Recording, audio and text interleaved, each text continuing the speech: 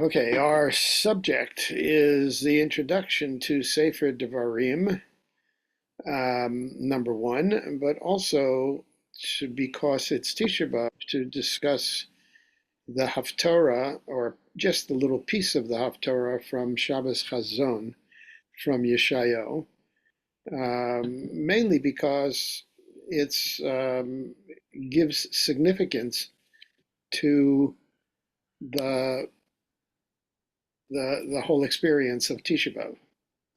And it's one of the most unsettling haftarahs that we have. It's confronting and unapologetic and should make us feel very uncomfortable. So that's what we're going to do. It's the nature of Tisha B'Av, to be uncomfortable. So we'll look at the introduction of Yeshayahu, the prophecy, which is the first chapter, and this is what we lane on, always on the book of Devarim, which comes out previous to Tisha B'Av. Before we do that, though, I want to say some comment about the book of Devarim in terms of the stories that you have read this past Shabbat. And I know Chaim, you've mentioned them. There's a number of differences between the way Moshe presents a story compared with the original story that we read elsewhere. Um, some of the most notable examples are difference in the spy story, a difference in the appointment of judges, where we learned in Yitro that Yitro was the one who initiated that, but that's not what it says in our Parsha. Later on we'll get the Aseret HaDibrot, which are going to be different from the original Aseret HaDibrot. And even later, we're going to review the laws of Ir Miklat, which is going to be different than the original Ir Miklat. So the question is, how come we have these differences? Now, if one is an academic biblical scholar, one says, well, it's very easy because they were written by different people. But we don't believe that. As we'll see later, we believe that Moshe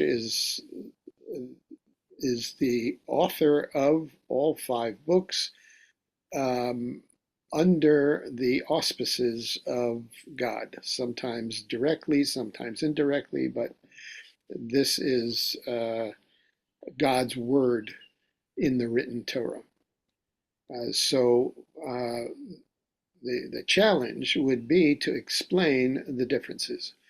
Now, without going into a lot of detail, because that's not our subject, just to say, if you're a student of history, you know that historians from the time of written history that we have, actually in the times of Egypt, but and Assyria and those times, but later on in the more formal ones in the Greek and Roman historical books, historians don't write objective events. They write a subjective perception of the events, and very often influenced by the political purposes of writing down the history. So way back in the beginning, when we see the very oldest historical cuneiform or hieroglyphic descriptions of wars, the winner of the war wrote the history, which shows how great they are, and how they conquered the enemy. And it's not necessarily what really happened, but the winner gets to write the history. When it goes up to the Greek and Roman and our times, where Josephus is our major historian during the Second Temple period, all of those are written in the intent of the historian to tell the story the way he wants to tell the story. You see it in Josephus, that Josephus knows his audience, it's a Roman audience, and he writes things which we know are not quite true because we have eyewitness experience that is recorded in the Talmud, but or in the Mishnah and the oral tradition. But Josephus is writing for his audience, and he doesn't always tell the objective truth. Okay, so we have to understand history nowadays is evaluated on how it's and how it's accurate. Yeah, go on. Somebody have a question? Okay. I've got something to. Isn't that's the beginning of media? Maybe Well, only it, writing what's good for them and changing the facts as it suits. right. Well, our contemporary media does that all the time, that's for sure. But we're talking about professional historians, people who label themselves a historian whose job is to write history. And uh, my point is, when historians write history in the ancient times, it was understood that it's subjective and not necessarily relating to the actual facts. The historians in modern period, who are sort of the more scientific, objective historians, base it on evidence, and well, they're supposed to if they're real historians. We're not talking about newspapers and media, but we're talking about somebody who's a professional historian, usually university based, and writes it in a book. Uh, for example, telling about the wars or telling about the historical events in the past 100 years. So all of that is based on evidence. But we are talking about a time in the book of Devarim when Moshe is giving a history. He's giving a history just like everybody else did. And that is, it's a history that's not meant to describe exactly what the events are, but it's to present it in a way which serves his purpose. And his purpose is to speak to the new generation of the Bnei Israel and to teach them certain things. So when he reiterates the story of the spies, he reiterates it in a way which is intended to teach the new generation certain principles and certain values.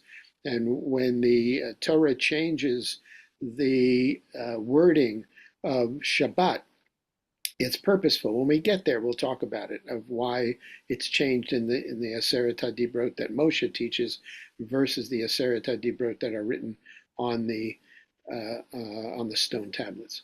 But anyway, I just want to say that for those who have read the narrations and remember the original narrations and are puzzled by the fact that they don't match. They don't match intentionally for didactic purposes, for teaching purposes.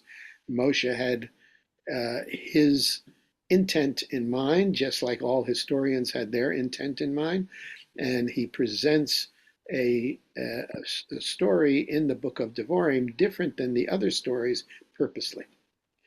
Okay, so let's go now back to Hazon. Um, the city of Jerusalem is now the capital of the sovereign state of Israel. That's a fact. It's built, populated, and flourishing. It's not destroyed and destitute as we read in Eicha. So that's an issue in and of itself. I mean, we read it in Eicha, but we read the Jerusalem of the first and second temples. We're not talking about the Jerusalem for today. And that's what the focus of the Tisha B'Av memorial is supposed to be. But the question that is asked is, why do we still need to fast to mourn the destruction of the city? If in fact Jerusalem is now the capital of a sovereign state and it's built and populated, why do we still fast and mourn its destruction? Now you'll say because of the temple. That's a whole nother discussion. The destruction of the temple actually, well, I'll say this, but we're not going to elaborate on it for until another time. The destruction of the temple, not the people, and not the destruction of the nation, but the temple itself, allowed for the beginning of rabbinic Judaism, which is much more relevant than temple Judaism, than the biblical Judaism. But that's another story. The fact is, we still need to fast. And one of the ways that we learn why we're fasting and why we're still mourning is to read the Haftorah, is to read what it is that Yeshaya is saying and how that's as relevant now as it was then. Okay, so this is the way it begins. It's the first pasuk. This is the chazon, the vision, the prophecy of Judah and Jerusalem by Yeshayahu, the son of Amoz, during the reigns of these four kings. Now, this is now a prophecy for Judah and Jerusalem. The 10 tribes have their own prophecy and their own consequences, and we know what happened to them, but this is specifically on Judah and Jerusalem. And he starts, interestingly, look at his language. Hear, O heavens, listen, O earth, for God has spoken. I reared children and brought them up, but they have rebelled against me. One more pasuk. The ox knows his master. Even an ox knows who his master is.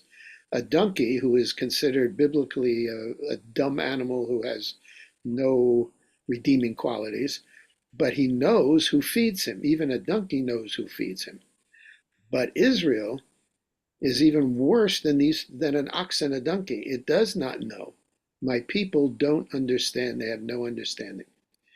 Now, is Yeshaya just talking on his own? In other words, is this a new introduction?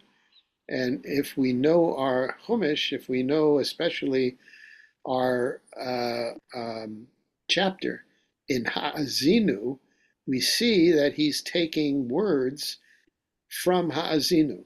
Look at Ha'azinu and look at his introduction. In Devarim, Ha'azinu, it says, Ha'azinu Hashemayim va'adabera v'tishma ha'aretz imre fi. That's the way it starts. Listen, O heavens, I will speak. Hear, earth, the words of my mouth. And how does Yeshaya start? Hear, O heavens, listen, O earth, for God has spoken. Okay, so he's using the same opening as Ha'azinu. The heavens and the earth are witnesses to what he is going to say. Then he says, to their shame, they are no longer his children. This is Ha'azinu. To their shame, they are no longer his children. Is this the way you repay God? Is he not your father, your creator, who made you and formed you? Now look what Yeshaya says. I reared children and brought them up, but they have rebelled against me. It's the same idea taken straight from the beginning of Ha'azinu. And then the next, they are a nation without sense. There is no discernment. That's in Ha'azinu. And in Yeshaya, but Israel does not know, my people do not understand. So the whole beginning of Yeshaya, the whole language of Ha'azinu is evoked through Yeshaya, and the message is the same that Moshe gives in Ha'azinu to the Bnei Israel, that Yeshaya is given through prophecy to his generation in the first temple period. And it ends, the end of Ha'azinu and the end of Yeshaya are very similar too. The end of Ha'azinu says, when I sharpen my flashing sword and my hand grasps it in judgment, I will take vengeance on my adversaries and repay those who hate me. That's Ha'azinu. And Yeshaya says in the end of Yeshaya's prophecy, and I will get relief from my foes and avenge myself on my enemies. Afterward, you, meaning the city of Jerusalem, will be called the city of righteousness, the faithful city. So the point is that Yeshaya is using the same style and even the same words as Ha'azino, and the intent of both these poetic presentations is the same. Okay, now let's go back to Yeshaya. The daughter of Zion is left like a shelter in a vineyard, like a hut in a field of melons, like a city under siege. That Yerushalayim under siege is like a sukkah, like a shelter that gives you no shelter in a vineyard, or like a hut in a field of vegetables. In other words, it has no protection. It's essentially a destroyed city. Here. I guess you didn't get throw that right. Had not God Almighty left us some survivors, we would have become like Sodom. We would have been like Gomorrah. We would have become like Sodom and Gomorrah. Now, had God not allowed some survivors from the siege of Jerusalem and the destruction of Jerusalem, then we would have become like Sodom and Gomorrah. Now, what we read about that, in Sodom and Gomorrah, the whole place was destroyed. Everybody was destroyed. And because there weren't even 10 tzaddikim in the city. The only one saved was Lot and his family, but everybody was destroyed. And Yeshaya is using an analogy between Jerusalem and Sodom and Gomorrah. Hear the word of God, you rulers of Sodom. Listen to the Lord of our God, you people of Gomorrah. In other words, what he is talking about, what he is painting, is a picture of the people who run Jerusalem are like the rulers of Sodom and Gomorrah. Now, what do we know about the leaders of Sodom and Gomorrah from the story? So go back for the story. I don't have to reiterate the story of Sodom and Gomorrah, but look at Pirkei Avot. Pirkei Avot has an interesting comment, almost in a bracket, and he says there are four kinds of people. One who says, what is mine is yours, and what is yours is mine. That's a fool. In other words, what I have is yours. I'll give you what I have, and you keep what you have. That's kind of a foolish idea. But look at the second one. That's the one that's of interest to us. One who says, what is mine is mine. To do a button. And what is yours. Yes. Okay. Chaim, do you want to mute your sound because you're coming through? Well, I thought I was muted. No, try it again. What is mine, and what is yours. This is a median characteristic, but others say it's not a middle ground. It's the character of Sodom. What do you mean when somebody says what is mine and what is yours? Remember how Sodom treated the visitors who came to Lot. These were people who just came by for a night's sleep and some food. And their attitude was, in the city of Sodom, what we have is ours. And what you have is yours. You don't have anything. You don't have a place to sleep. You don't have any food. That's your problem. You have no right to ask us to give you anything. And so the principle of Sodom is, we have what we have, and they were very wealthy, by the way. What we have is ours. We don't share with anybody. We don't give to anybody. And what you have is yours. If you have nothing, that's your problem. It's not our problem. We're not a state of providing services to the needy. Okay, so that is what Yeshaya is using by associating with Sodom. He's saying that's what you're doing. The leaders of Jerusalem, the judges, the rulers, the people who run the city have the same attitude as the people of Sodom.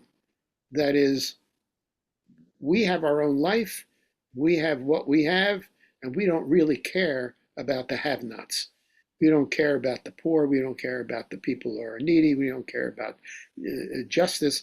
That's your problem. It's not our problem.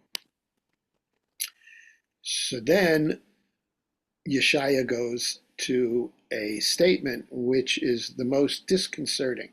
Now you have to understand the context. The context is the entire spiritual experience and way of worship of the Jewish people was the temple, bringing sacrifices to the temple. That was worship. That's what it is that you did in order to attempt to relate to God, to be able to ask for things, to be able to express yourself. You did it through sacrifices. And now Yeshaya, in God's name, says, the multitude of your sacrifices, all of your korbanot, what are they to me?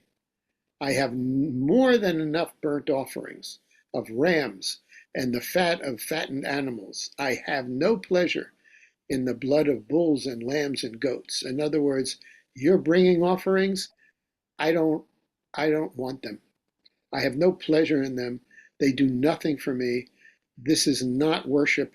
This is not a relationship. You're not establishing a relationship to me by bringing korbanot. Our whole korban system, the whole book of Vayikra, is all the different korbanot and when you bring it and why you bring it and how you bring it. God said, forget it. The whole system is meaningless. Now, he's not saying the korbanot inherently are meaningless. We wouldn't have them in the book of Vayikra if they were. But he's saying the way that you're bringing them, the manner in which you're bringing sacrifices to the temple are completely meaningless to me. And not only that, it's disgusting to me, says God. When you come to appear before me, who has asked this of you, this trampling on my courts? When you come to the precinct of the temple with your sacrifices, I consider it your trespassing on my land. You're trespassing on my building. I don't want you here. Stop bringing meaningless offerings. Your incense is detestable. Now, how do we call incense?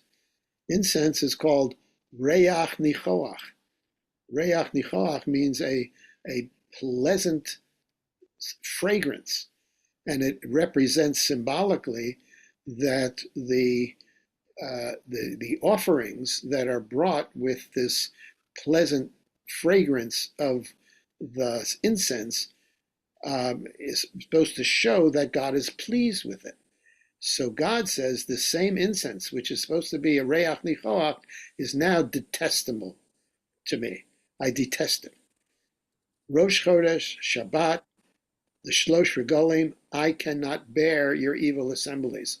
People would come in the thousands for the Shlosh Regalim. It's a mitzvah. You're supposed to come to the temple during the Shlosh Regalim. So thousands of people would come with their offerings, the Korban Chagigah, to the temple, the Korban Pesach, to the temple, and God says, I can't bear your evil assemblies. I don't want to see you here. I can't bear your groups of people that come to the temple.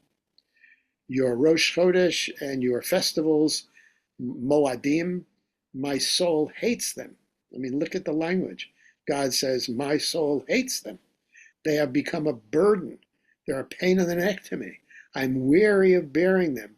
You're coming and you're offering offerings and you're thinking that you're doing a wonderful thing and then you're worshiping me. It's the opposite. I hate what you're doing, and what you're doing is a burden. And here is the key one. When you spread out your hands in prayer. Now, when people brought the korbanot, that was one thing. But there are also sort of community prayers that existed at the same time as the temple. Even while the temple was standing, there were what's called Beit Knesset.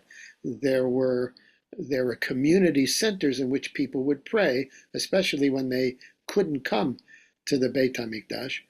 They would rather go to this Beit Knesset, this sort of it wasn't called a synagogue. I mean, later it was called a synagogue in the Second Temple period, but it was a sort of an assembly a house of assembly where people would come together and they would spread out their hands in prayer, and the prayer would not be formal. It's whatever you wanted to say. If you needed something, if you wanted something, it was what you did in conjunction with sacrifices if you went to the temple, or without the sacrifices if you didn't. So what God is saying, when you're in your Beit Knesset, and when you spread out your hands in prayer, I will hide my eyes from you. I'm not going to even look at you. Even if you offer many prayers, even if you go over and over again and you're offering the prayers from your heart with tears, I will not listen. Why? Because these same hands that you're spreading out are full of blood. What full of blood is an idiom for sin. The same hands that you're holding out to me in prayer are sinful hands. They're hands that you do sins by. And that's why I'm paying no attention to them. And that's why I'm not going to answer any of your prayers. What does God really want? So he says, wash and make yourselves clean. In other words, you're living a life of tameh, of sin that makes you tameh. Take your evil deeds out of my sight. Stop doing wrong. Very straightforward, very simple. The life that you're leading is wrong. You're leading a life as Sodom and Amorah. That is, you're being evil. Your judges are taking bribes. Nobody's caring about anybody else. You're just caring about yourselves. And this is completely detestable to me, says God. Learn to do right. Turn yourself around. Stop doing what you're doing and learn to do the right thing. Seek justice. Seek, if you're in a position of a judge or a position of a family court that has to listen to cases and make justice, you're not doing it. You're distorting it. And now what you need to do is seek justice. Do it the right way, the way that it's described in the Parsha. Support the oppressed. Support those who are being extorted by others. Defend the cause of the orphan. Plead the cause of the widow. The orphan and the widow were people who were vulnerable in society. They had no husband, they had no father, they had no man to stand up for them, and therefore people took advantage of them, automatically took advantage of them. It's like Oliver Twist taking advantage of the orphans. You automatically took advantage because they had no power. They couldn't do anything. They couldn't support themselves. And if you people and judges are not supporting the vulnerable in society, then your hands are filled with blood, or your hands are filled with sin. So what Yeshaya is saying here is korbanot as rituals, as bringing them and thinking that's all you have to do and you can then go on with your life. All of that, God says, forget it. That's detestable. It's not serving any purpose. You're wasting your time. I don't even want you to show up if that's what you're doing. What you need to do is social justice. What you need to do is behave in a right way, in a morally correct way, in a just way, in a way that cares about other people. It's the opposite of what Sodom did.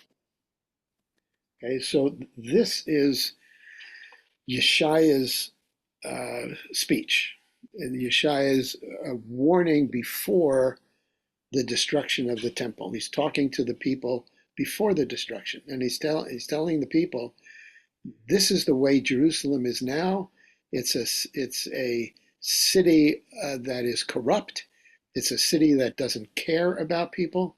It's a city that's doing the opposite of what the Torah is teaching you, and therefore I don't want your attempt at relating to me or worshiping me is not working. It has the opposite effect. And why is this relevant now? Of course, we don't have korbanot. That's not the issue. But we do pray. We do go to shul. And we do ask God for things. And what Yeshaya is saying, look at yourself and look at your community. If your community is a corrupt community, if your community is not caring for others, then don't bother coming to shul. Shul is not going to do anything. Mumbling words and opening the siddur and reading it as fast as you can, and then walking out and said, "Oh, I davened today. I worship today. Now I can go back to my real life." If that's it, then God says, "Forget it. Don't even bother showing up at shul. I don't want you there."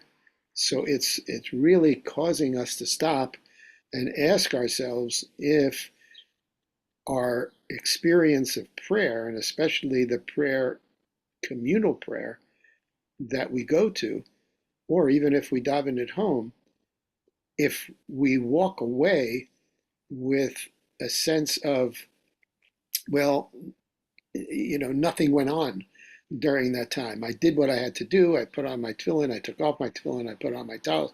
I took off my talis. I mumbled the words. I said Shemona Esrei. I closed my siddur, and now I get on to my real life. Well, if your real life is not reflective of Torah values and mitzvot, and especially the social ones that affect other people, then the whole experience of prayer, according to Yeshaya, is meaningless. So God gives thought, and that's one of the thoughts on Tisha B'Av that we're supposed to give some reflection to. Okay, now let's change uh, um, our perspective and take a look at the book of Devarim and Moshe's speeches. It's a fascinating book for a number of reasons, not the least of which is that the book is authored by Moshe. By Moshe's speeches is what's in the book. So let's take a look. First of all, this final book is called in the Greek Latin name Deuteronomy, coming from the word deutero, meaning second, and nomos, meaning law or Torah, and it's translated the repetition of the law, the repetition of the teachings, Deuteronomy, which in fact is a literal Greek translation of the Hebrew name for the book. The Hebrew name for the book is Mishneh Torah. Mishneh also means to repeat or reiterate teachings. Okay, so the question is, what is the nature of this book? Is this a book of just summaries and repetition of what we read in the books of Shemot, Vayikra, and Bamidbar? So the reality is, no, it's not, because, first of all, it does not tell any of the stories of Bereshit. There is no stories of the Avot in the book of Devarim. The whole narratives of Bereshit is missing. Second of all, it doesn't go into the Exodus from Egypt. The Yetziat Mitzrayim is given a very short version. Is mentioned just in passing, and the events at Mount Sinai, the whole thing of Yitro and Mishpatim and all of that is all given a short version. There's no repetition of either Yetziat Mitzrayim or Har Sinai. It has almost no retelling of the building or the operations of the Mishkan. That is the whole book of Vayikra. All of the Mishkan and all of the details are missing. They don't summarize and they don't repeat. It retells only a few recent incidents of the 40 years in the desert found in Bamidbar.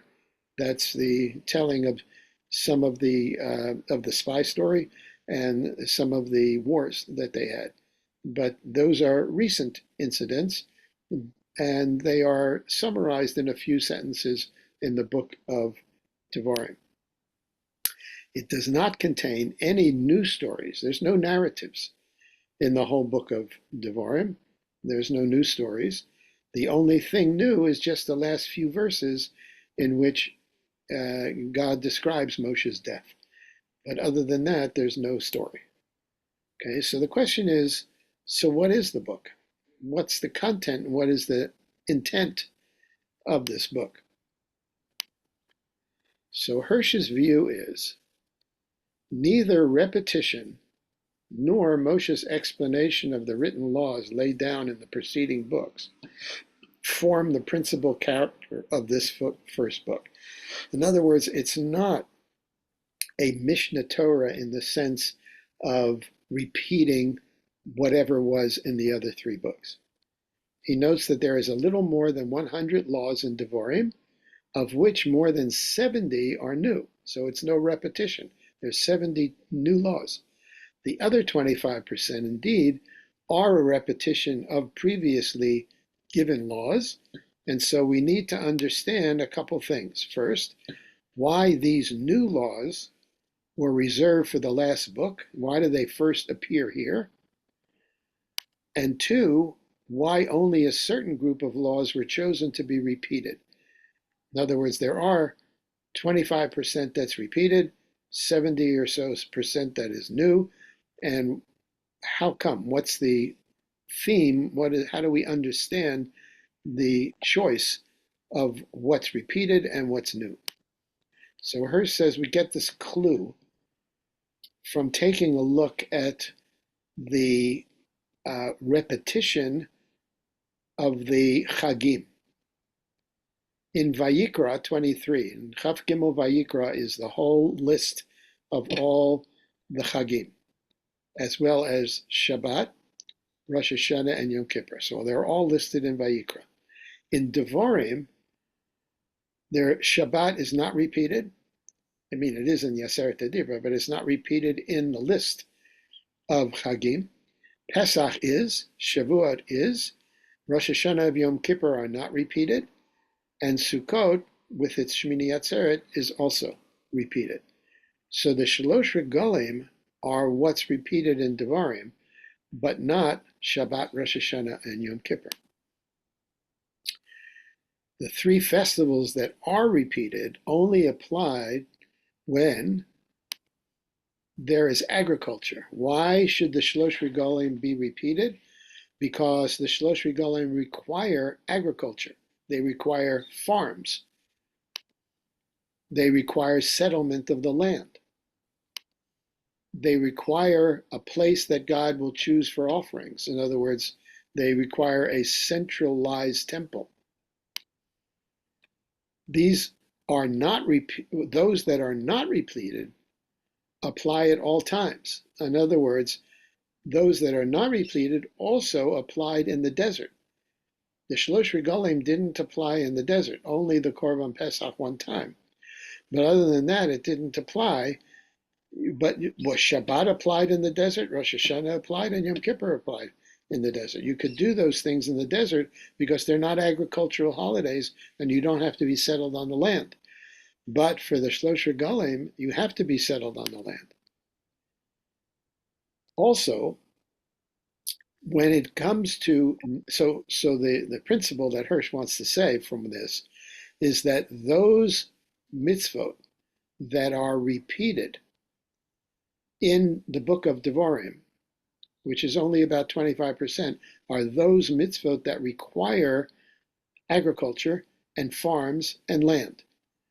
So, for example, they're going to be mitzvot that are either repeated and elaborated on, or they're new because they're national mitzvot that relate to when you enter the land.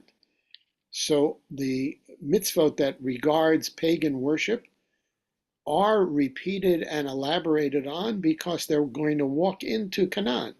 Canaan is where the whole place is pagan worship. And the Torah and Moshe wants to warn them again and again against pagan worship. Now, he did that before in all the other three books, but they didn't have to really deal with it other than the very end with the Benot Moav. They were in the desert. They didn't have to deal with the pagan worship. They were warned over and over again.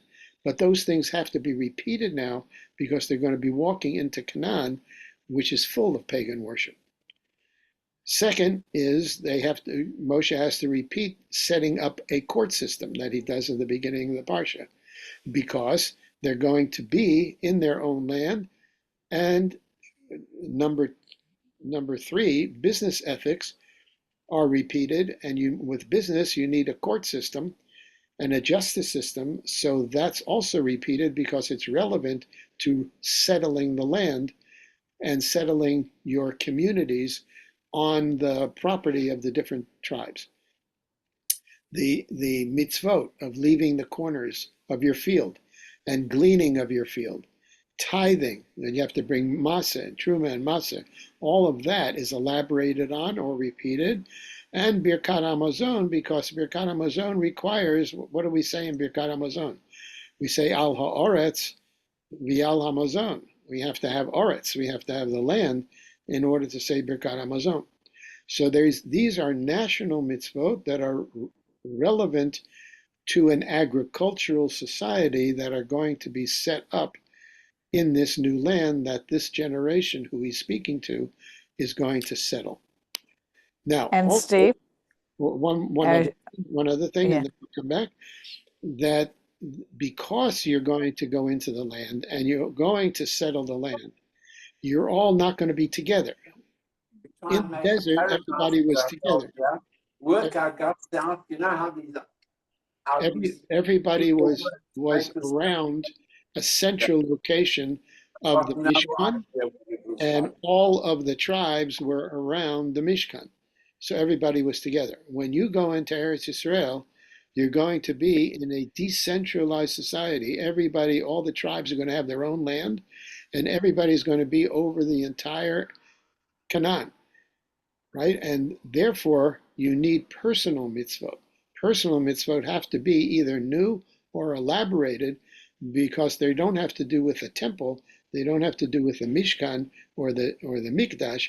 They have to do with you living on your farms. So the mitzvah of tefillin, the mitzvah of tzitzit, the mitzvah of saying Shema and what it teaches, and the Birkat Hamazon are all reiterated because these are mitzvot that you do in your home, on your farm, and you don't need the temple, or you don't need a central location for. Okay, so now what was your question? Oh, no, it wasn't a question. I was just going to comment that Moshe needs to elaborate on all this now, because he's not even going to be there to be able to help elucidate any of this. That's why he's spending this next month. Essentially, this whole book of Devarim is at about a month. He's spending all this time giving his speeches to this new generation, because once they cross over, he's out of the picture. Right. Now, Hoshua is there and the Torah is there. That's very important. Okay, so that's going to be there, but he's not going to be there. So this is his last shot at teaching the Bnei Israel and warning them and inspiring them and encouraging them. This is the whole book of Devarim. Exactly. So all of the laws found in this last book were neither arbitrarily repeated nor merely summarized. So this is not a repetition. These are not arbitrary. Those that are relevant are repeated and elaborated on. The new ones that were not given in the desert are given now because they're going into Eretz Israel. So rather, the laws in Devarim represented a compendium of duties and obligations, both old and new, to which the national leadership and the individual citizen had to commit themselves on the eve of the establishment of the first Jewish state on its own soil. Can everybody please mute, because it's interferes? Right. Please, everybody mute. If you have a question, unmute yourself with a question, and then go back and mute yourself. Okay, so that's about the content and the intent of the book of Devarim. Now, we have another uniqueness of the book that we need to mention. From the appointment of Moshe in the book of Shemot as the leader and the teacher of the Jewish people, Moshe was the loyal recorder of God's teaching. In other words, I put Bereshit in brackets because Moshe is not alive, and it covers thousands of years, and so that this doesn't count. God had to dictate to Moshe the stories of Bereshit, so that's in its own category. But once Moshe is on the scene in the book of Shemot, then what's recorded in the books of Shemot, Vayikra, and Bamidbar all contain statements from God to Moshe that Moshe was to transmit to the people or to Aaron in some cases. And all of the three books, all of what God says to Moshe are introduced by the famous phrase over and over again. Vayedaber Hashem elav me'ohel moed lemor daber el bnei Yisrael v'amarta aleihem, or Vayedaber Hashem el Moshe lemor tzav et Aharon v'et banav lemor, or Vayedaber Elohim et kol ha'devarim ha'ele lemor. In other words, in all of the three books of Shemot, Vayikra, and Bamidbar, all the teachings are given from God to Moshe, and Moshe is then to teach them and to write down what God has told them. So all of them are preceded by this phrase that God speaks to Moshe and says to him XYZ. In the book of Deuteronomy and the book of Devarim, we don't have that. The book of Devarim is introduced in an entirely different way. These are the words Moshe spoke to all Israel in the wilderness while they were east of the Jordan, before they crossed over. Eila ha'devarim asher diber Moshe el kol Yisrael be'evaradayim. It doesn't say asher diber Hashem el Moshe libnei Yisrael, but rather asher diber Moshe. Or in the third pasuk, in the 40th year on the first day of the 11th month, Moshe proclaimed to the Israelites all that God had commanded him concerning them. In other words, Moshe is the one who now is talking to the Bnei Israel about what God had commanded them, not what God is telling them now. Moshe began to expound this law, saying, and then it goes on, Ho'il Moshe be'er et ha-Torah hazot lemor. Moshe begins by explaining or expounding the Torah, all the teachings of the Torah, lemor, and says the following.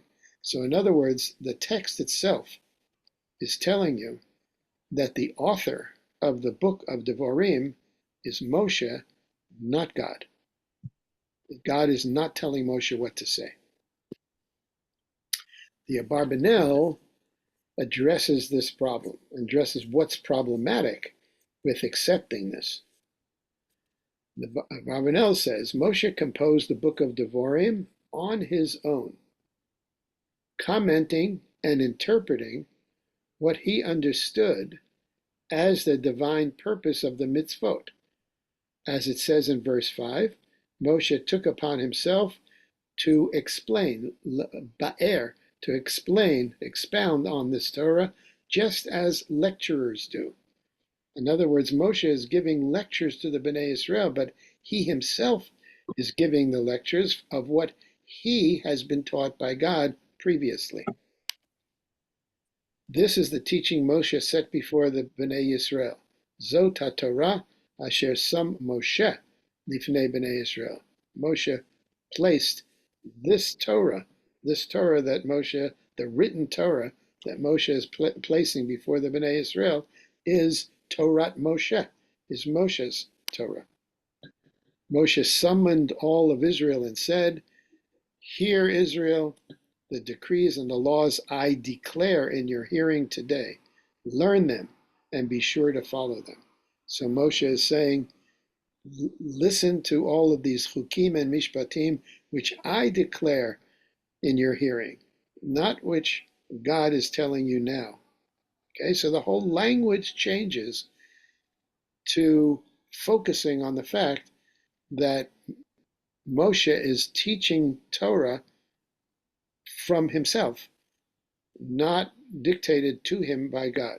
And this is what the Abarbanel is picking up.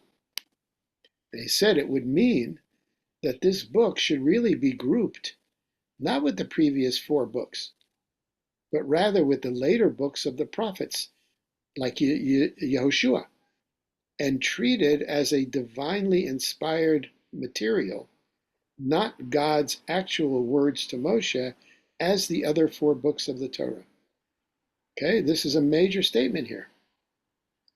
He's saying the way the text reads, the psukim itself, says that Moshe is teaching the Bnei Israel. And therefore, maybe the book of Devarim shouldn't be with the other 4 books. It should be the book preceding Yehoshua, and then just go on to Yehoshua and Shoftim, and then Yeshaya and so forth. Because it's divinely inspired. Certainly Moshe is divinely inspired, but it's not God's words. Consequently, treating the book as only inspired prophetic prose and poetry, colored by Moshe's particular prophet's unique personality, would challenge the unequivocal authority of the new mitzvot that are found in the book. You see the problem. If there are new things in the book of Devarim, which we said they are, a lot of new things, well, under what authority do we have to observe those? It doesn't say God is telling Moshe these new laws. Moshe is saying them. So why do we have to keep them? Why do we have to keep the new laws that didn't appear previously in the other books? So he needs a solution. How is he going to solve this? Okay. So this is his solution. Hence, although Moshe delivered his addresses to the Bnei Israel on his own, the words as recorded in the Torah were not written on his own. Rather, God concurred with the words of his loyal representative, and by editing and arranging these words, he revealed them, and Moshe heard and recorded them, like every other part of the Torah. In other words, he's saying Moshe wrote the book of Devarim. It's his words, as it says. It's not dictated by God. But before it's written down, at the end of Devarim, God says to Moshe, write down this Torah. Before it's written down, it's reviewed and edited, as it were, by God. And God puts his seal on it. And once it's approved by God and sealed by God as God's thoughts and ideas and commandments, then it becomes one of the 5 books, equal to the other 5 books. Even though it's Moshe's words, it's as if God gave Moshe those words. Okay, it's like, somebody who is a Talmud Muvhak, a specific selected disciple of a Rebbe, and the Rebbe gives his lectures, and the disciple's writing down everything in that the Rebbe is saying. Okay, and then, but he doesn't. It's not by dictation. For example, the Lubavitcher Rebbe always gave 2-hour long lectures on Shabbat and Chagim. Now, obviously, it wasn't written down and it wasn't recorded, but he had 2 or 3 of his disciples who essentially memorized what was said, or who understood what was said, and then right after Shabbat, or right after the Chagim, they wrote it down. But after they wrote it down, and this was the process, after they wrote it all down, they gave it to the Rebbe. And the Rebbe went over it and edited it and made some changes in words to make it clearer or to be more accurate. And then he gave it back to them and he said, okay, now it can be published. Barbanel says the same thing happened here, that Moshe took everything that God taught him.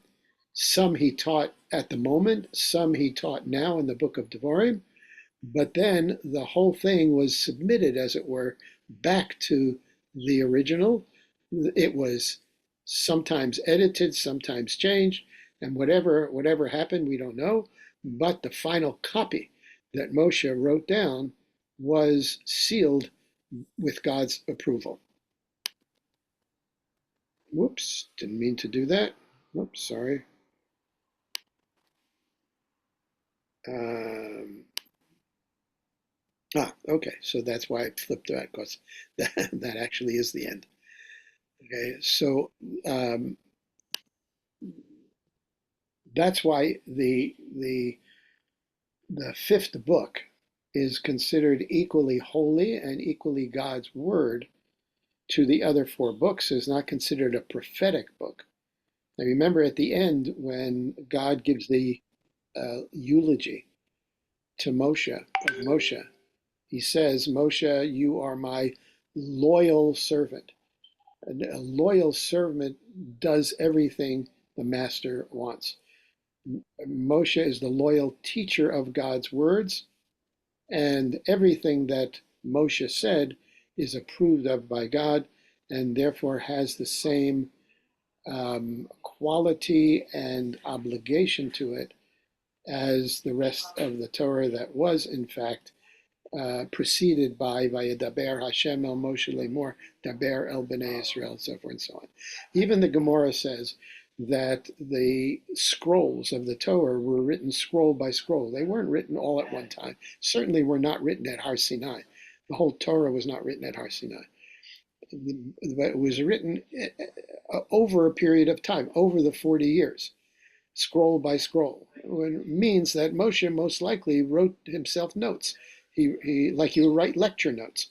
He wrote down notes, he kept all his notes, and then when he was told at the end to write this whole Torah down, then he brings up everything that he wrote down, and that becomes the Torah that we have now.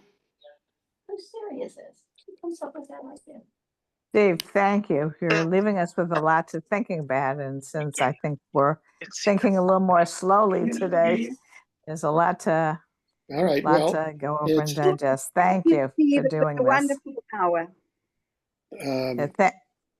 Thank you for doing this today.